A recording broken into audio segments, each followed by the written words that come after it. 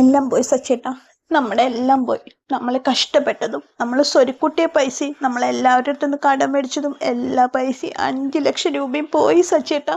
എല്ലാവന്മാരും കൊണ്ടുപോയി. എല്ലാം പോയില്ലേ സച്ചേട്ടാ. നമ്മുടെ സ്വപ്നങ്ങളെല്ലാം തകർന്നില്ലേ സച്ചേട്ടാ. കൂട്ടുകാർ ഇന്നത്തെ ചെമ്പനീർ പൂവില് രേവതിയുടെ 5 ലക്ഷം രൂപ പൂക്കടയ്ക്ക് അഡ്വാൻസ് കൊടുക്കാൻ പോകുന്ന 5 ലക്ഷം രൂപ ബൈക്കിൽ വന്ന 2 അംഗ സംഘം തട്ടിക്കൊണ്ടുപോകണം. ആ തട്ടിക്കൊണ്ടുപോകലിന് പിന്നിലുള്ളത് ആരാന്നറിയാനുള്ള എപ്പിസോഡാണെന്ന്. അതിൻ്റെ പിന്നിൽ കളിച്ചേക്കുന്ന കളി വേറെ ആരുമല്ല, രേവതിയുടെ അമ്മായിയമ്മയെ ചന്ദ്രമതിയുടെ കളിയാണ്. രേവതി ഒരിക്കലും നന്നാവരുതെന്നും രേവതി ആ പൂവിന് വേണ്ടിയിട്ട് അഡ്വാൻസ് കൊടുക്കരുതെന്നും വിചാരിച്ചിട്ട് ചന്ദ്രമതിയും രേവതിയുടെ ശത്രുവായ ഹേമയും കൂടിയിട്ടാണ് രേവതിയുടെ കയ്യിൽ 5 ലക്ഷം രൂപ തട്ടിയെടുക്കാനുള്ള പ്ലാൻ ഉണ്ടാക്കുന്നത്. അപ്പം ഇന്നത്തെ ചെമ്പനീർപ്പൂവിലേക്ക് എല്ലാ കൂട്ടുകാർക്കും സ്വാഗതം.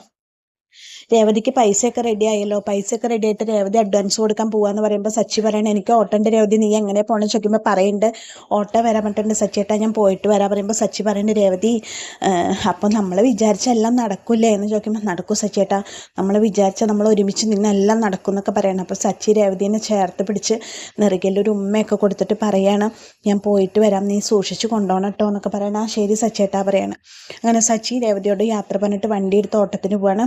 ഓട്ടത്തിന് പോയ സമയത്ത് രേവതി അവിടുന്ന് പൈസയൊക്കെ എടുത്ത് എണ്ണി കവറിലാക്കി ഇറങ്ങണ ഇറക്കത്തിൽ അച്ഛാ അമ്മയെ വിളിക്കാൻ. അപ്പോൾ രവീന്ദ്രനും ചന്ദ്രമതിയും പിന്നാലെ വരികയാണ്. എന്താ മോളെ ഭയങ്കര സന്തോഷത്തിൽ. അതെ അച്ഛാ ഞാൻ അഡ്വാൻസ് കൊടുക്കാൻ പോവാണ്, എനിക്ക് പൈസ റെഡിയായി, ഞാൻ അഡ്വാൻസ് കൊടുത്തിട്ട് വരാൻ പറയണം. അപ്പോൾ ചന്ദ്രമതി ആകെ ഞെട്ടണേ, പൈസ റെഡിയായോ? ആ റെഡിയായി, ഞാൻ കൊടുത്തിട്ട് വരാം, എന്നാലല്ലേ പൂവ ഏൽപ്പിക്കാൻ പറ്റുള്ളൂ പറയണം. നന്നായി മോളെ, നീ വിജയിച്ച് വരണം എന്ന് തന്നെ അച്ഛൻ്റെ ആഗ്രഹം, നീ പൈസ കൊടുത്തിട്ട് വാ, നിനക്ക് വിജയം തന്നെ ഉണ്ടാവുള്ളൂ, സൂക്ഷിച്ച് പോകണം കേട്ടോ എന്നൊക്കെ പറയണം. ശരി അച്ഛാ ഞാൻ പോയിട്ട് വരാൻ പറഞ്ഞിട്ട് അങ്ങനെ രേവതി ഓട്ടോ പറഞ്ഞിട്ടുണ്ട്. ഓട്ടോ ചേട്ടൻ വന്നിട്ടുണ്ട് പറഞ്ഞിട്ട് രേവതി അങ്ങനെ അവരോട് യാത്ര പറഞ്ഞിട്ട് മുറ്റത്തേക്ക് ഇറങ്ങണം. മുറ്റത്തേക്ക് ഇറങ്ങുമ്പോൾ ചന്ദ്രമതി പിന്നാലെ വരികയാണ്. രേവതി എങ്ങനെയാണ് പോകണമെന്നൊക്കെ അറിയാൻ വേണ്ടിയിട്ട് ചന്ദ്രമതി പിന്നാലെ വരികയാണ്. ചന്ദ്രമതി പിന്നാലെ വന്നിട്ട് നോക്കുമ്പോൾ രേവതി ഓട്ടോയിലാണ് പോണത്. അപ്പോൾ ഇവളൊന്നും എന്താ വണ്ടി എടുക്കാതെ ഓട്ടോയിൽ പോണേ എന്നൊക്കെ ഇങ്ങനെ വിചാരിച്ചിട്ട് ചന്ദ്രമതിയുടെ എങ്ങനെയെങ്കിലും തടഞ്ഞേ പറ്റൂ, ഇത് നടന്നു കഴിഞ്ഞാൽ പിന്നെ ഇവളെ എന്നെയും കൂടി വെല്ലുവിളിച്ചതല്ലേ, ഇത് നടന്ന് ജയിച്ചു കഴിഞ്ഞാൽ പിന്നെ എനിക്കിവിടെ ഇരിക്കേണ്ടി വരില്ല, എടി പൂക്കാരി നീ അങ്ങനെ ജയിക്കാൻ ഞാൻ സമ്മതിക്കില്ല അങ്ങനെ വിചാരിച്ചിട്ട് ചന്ദ്രമതി അകത്തേക്ക് പോവാണ്. ഹേമേനെ വിളിക്കാൻ. വിവരം എന്തായാലും ഹേമയെ വിളിച്ച് പറയാന്ന് പറഞ്ഞിട്ട് ചന്ദ്രമതി അകത്തേക്ക് പോവാണ്. ഈ സമയത്ത് ഹേമ രേവതിക്ക് അഡ്വാൻസ് കൊടുത്ത മാനേജറുടെ അടുത്ത് ഇരുന്നിട്ട് പറയാണ് രേവതിയെ കൊണ്ടൊന്നും പറ്റില്ല സാർ, അവൾക്ക് 5 ലക്ഷം രൂപയ്ക്ക് വേണ്ടി അവൾ കിടന്ന് നെക്സ്റ്റോട്ടോടെ അഡ്വാൻസ് കൊടുക്കുന്നത് അവളെ കൊണ്ട് പറ്റില്ല, ഞാൻ പറഞ്ഞതല്ലേ സാറിനോട് ഈ വർക്ക് ഞാൻ എടുക്കാന്ന് പറയുമ്പോൾ അയാൾ പറയും രേവതിക്ക് പൈസ കിട്ടില്ല എന്നോ രേവതിക്ക് അഡ്വാൻസിന് ബുദ്ധിമുട്ടുണ്ടെന്നോ രേവതി എന്നോട് പറഞ്ഞിട്ടില്ല, പിന്നെ എന്തിന് ഞാനതിൽ ടെൻഷൻ അടിക്കണം ചോദിക്കുമ്പോൾ നോക്കിക്കോ സാർ ഞാൻ പറഞ്ഞതാ അവളെ കൊണ്ട് പറ്റില്ല എന്നും, അവളെ കൊണ്ട് പറ്റുമെന്നും ആ കുട്ടി അത് നടത്തുന്ന ഉത്തമ ബോധ്യമുള്ളതുകൊണ്ടാണല്ലോ ഞങ്ങൾ ആ വർക്ക് കൊടുത്തത്. ഹേമഞ്ഞ് ഇവിടെ ഇരുന്ന് പനിക്കണ്ട, അവളെ കൊണ്ട് പറ്റിയില്ല എന്നുണ്ടെങ്കിൽ അവൾക്ക് പൂവിന് അഡ്വാൻസ് കൊടുക്കാൻ പറ്റിയില്ല, അവൾക്ക് വർക്ക് ചെയ്യാൻ പറ്റില്ല എന്നുണ്ടെങ്കിൽ എനിക്ക് വർക്ക് തരില്ല അല്ലേ സാർ ചോദിക്കുകയാണ്. അത് നമുക്ക് അപ്പം ആലോചിക്കാം, ആദ്യം രേവതി എന്താ പറയണത് നോക്കട്ടെ എന്ന് പറയാണ്.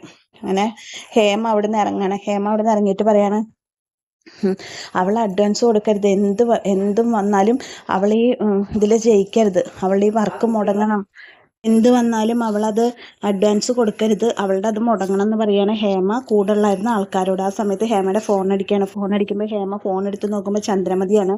അപ്പോൾ ഹേമ ഫോൺ എടുത്തിട്ട് എന്താ ചന്ദ്രമതി ചോദിക്കാണ്.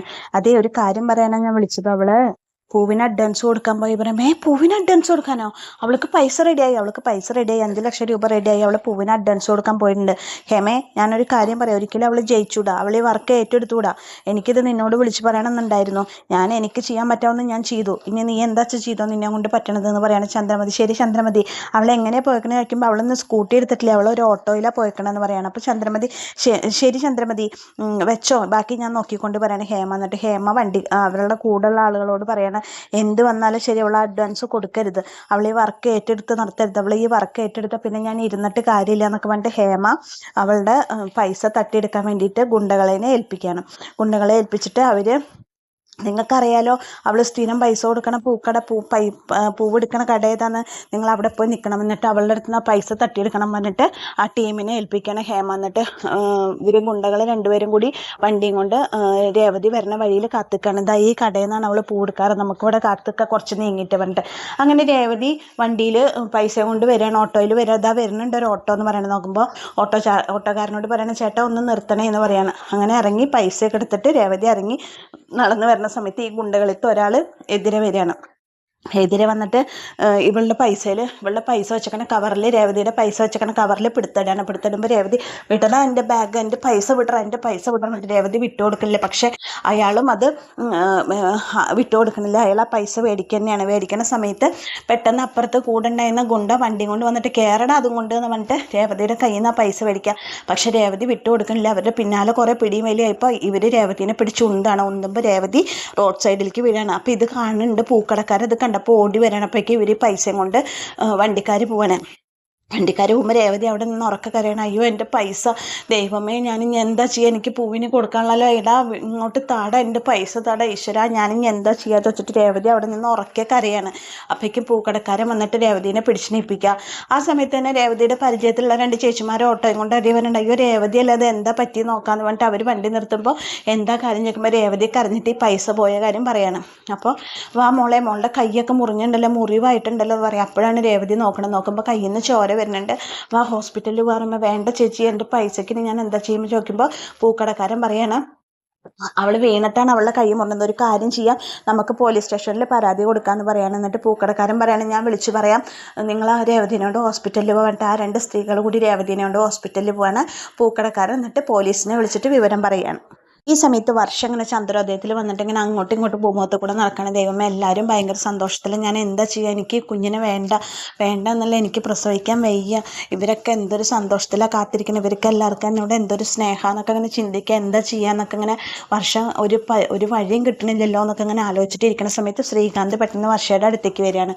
അടുത്തേക്ക് വന്നിട്ട് വർഷയെ എന്താണെന്ന് ചോദിച്ചിട്ട് അവളെ പിടിച്ചിട്ടൊരു ഉമ്മ കൊടുക്കുമ്പോൾ ഒന്ന് പോയി കിടന്നിട്ടെന്ന് പറയാണ്. വർഷ, നിനക്ക് ജോലിയൊന്നുമില്ല ശ്രീകാന്ത്, നിനക്ക് പൊക്കൂടെ, ഞാൻ പോണില്ല. പക്ഷേ നീ ജോലിക്ക് ഇപ്പോൾ ശ്രീകാന്ത്, നീ എന്താ റെസ്റ്റോറൻറ്റിൽ പോകണ്ട എൻ്റെ പിന്നാലെ അങ്ങനെ നടക്കണം. മോളെ നിൻ്റെ ഉദ്ദേശം എന്താണെന്നൊക്കെ എനിക്കറിയാം, ഞാൻ അങ്ങനെ നിന്നെ വിട്ടു കൊടുക്കാൻ ഞാൻ സമ്മതിച്ചിട്ടില്ല, നിൻ്റെ ഒരു ഉദ്ദേശം ഇവിടെ നടക്കില്ല, നീ ഈ കുഞ്ഞിനെ പ്രസവിക്കുക തന്നെ ചെയ്യും, അതിന് ഞാൻ എത്ര വേണമെങ്കിലും ലീവ് എടുക്കാൻ തയ്യാറാണ്, ഞാൻ എൻ്റെ ജോലി പോയാലും കുഴപ്പമില്ല, എനിക്ക് വലുതെൻ്റെ കുഞ്ഞന്നെന്നൊക്കെ പറയണ ശ്രീകാന്ത്. അപ്പോൾ വർഷോ ഇവരെ കൊണ്ട് തോറ്റു, നീ പോയ ശ്രീകാന്ത് എന്നൊക്കെ പറയുന്നുണ്ട്. ആ സമയത്ത് പെട്ടെന്ന് വർഷയ്ക്ക് ഛർദ്ദിക്കാൻ വരുമ്പോൾ വർഷ എഴുന്നേറ്റ് ഓടാണ് ഛർദ്ദിക്കാൻ. എന്നിട്ട് മുറ്റത്ത് പോയി ഛർദ്ദിക്കുമ്പോൾ ശ്രീകാന്ത് പിന്നാലെ പോയിട്ട് ഒഴിഞ്ഞു കൊടുക്കുകയാണ്. അപ്പോൾ ഇത് കണ്ടിട്ടാണ് രവീന്ദ്രൻ വരുന്നത്. രവീന്ദ്രൻ പറയും, ശ്രീകാന്ത് പറയും വർഷയോട്, വാ വർഷയെ ഹോസ്പിറ്റലിൽ വന്നൊക്കെ പറയുമ്പോൾ രവീന്ദ്രൻ പറയും, സാരല്ലേടാ, ഇതൊക്കെ ഈ സമയത്ത് പതിവാ, സാരല്ല, എങ്ങനെയൊക്കെ തന്നെ പെണ്ണുങ്ങളായ എങ്ങനെയൊക്കെ തന്നെയാണ്, മോള് പോയി അകത്ത് പോയി റെസ്റ്റ് എടുക്കുക എന്ന് പറയണം. അപ്പോൾ വർഷ പറയാം, എന്തിനാ അച്ഛാ ശ്രീകാന്ത് ഇങ്ങനെ, അങ്കളെ എന്തിനാ ശ്രീകാന്ത് ഇങ്ങനെ എൻ്റെ പിന്നാലെ നടക്കണം, ഇവന് ജോലിക്ക് പോയിക്കൂടെ, ഇവനോട് ജോലിക്ക് പോകാൻ പറ അങ്കളെ എന്ന് പറയണം. അപ്പോൾ രവീന്ദ്രൻ പറയണ, ലോകത്തിലെ ഒരു കുഞ്ഞുണ്ടാകുമ്പോൾ അച്ഛനും അമ്മയ്ക്കും ഉണ്ടാവുന്ന സന്തോഷം ഏറ്റവും വലുതാണ്, അതിന് പകരം വയ്ക്കാൻ അവർക്ക് ഈ ലോകത്തൊന്നുമില്ല, അപ്പം പിന്നെ അവൻ ലീവ് എടുത്തോട്ടെ, സാരമില്ല, അവൻ്റെ കുഞ്ഞിന് വേണ്ടിയിട്ടല്ലേ എന്നൊക്കെ പറയാണ് രവീന്ദ്രൻ. അതൊന്നും കാര്യമാക്കണ്ട, മോള് പോയി റെസ്റ്റ് ചെയ്യുന്നൊക്കെ പറയുമ്പോൾ വർഷ ദേഷ്യം വന്നിട്ട് അകത്തേക്ക് കയറി പോവാണ്. ഈ സമയത്ത് സച്ചി ഓട്ടത്തിലാണ്. സച്ചി ഓട്ടത്തിലുള്ള സമയത്ത് പെട്ടെന്ന് സച്ചിക്ക് ഫോൺ വരുമ്പോൾ, ഹലോ രേവതി, എന്താ പറയുമ്പോൾ, രേവതി അല്ല, ഞാൻ റീനയാണ്, സച്ചിക്ക് എന്നെ അറിയില്ല, ഞാൻ രേവതിയുടെ പരിചയത്തിലൊരു ചേച്ചിയാണ്, രേവതി ഹോസ്പിറ്റലിൽ നിന്ന് രേവതി പറഞ്ഞിട്ടാണ് വിളിക്കുന്നത് പറയുമ്പോൾ, എന്ത് പറ്റി ചോദിക്കുമ്പോൾ, രേവതിയുടെ കയ്യിലൊരു ചെറിയ മുറിവുണ്ട്, ഇപ്പോൾ ഹോസ്പിറ്റലിലാണ്, സച്ചി ഒന്നും ഇങ്ങോട്ട് വരുമോ എന്നൊക്കെ ചോദിക്കണം. ഞാൻ വരാമെന്ന് പറയാണ് സച്ചി. എന്നിട്ട് കൂടെയുള്ള യാത്രക്കാരനോട് പറയാണ്, സാർ എൻ്റെ വൈഫ് ഹോസ്പിറ്റലിൽ, എനിക്ക് അർജൻറ്റായിട്ടൊന്ന് പോകണം, ഞാൻ ഇവിടെ അടുത്ത ടാക്സി സ്റ്റാൻഡിൽ സാറിനെ ഇറക്കാം, സാറൊന്ന് വേറെ ടാക്സിയിൽ പോയി ചോദിക്കുമ്പോൾ അയാൾ പറയണം, അതിനെന്താ, താൻ അവിടെ ഇറക്കി തന്നോ, ഞാൻ പൊക്കോളാം എന്ന് പറയണം. അങ്ങനെ ആ യാത്രക്കാരനെ അവിടെ ഇറക്കിയിട്ട് സച്ചി ഹോസ്പിറ്റലിലേക്ക് വേണം. ഈ സമയത്ത് രേവതി കരച്ചിലാണ്.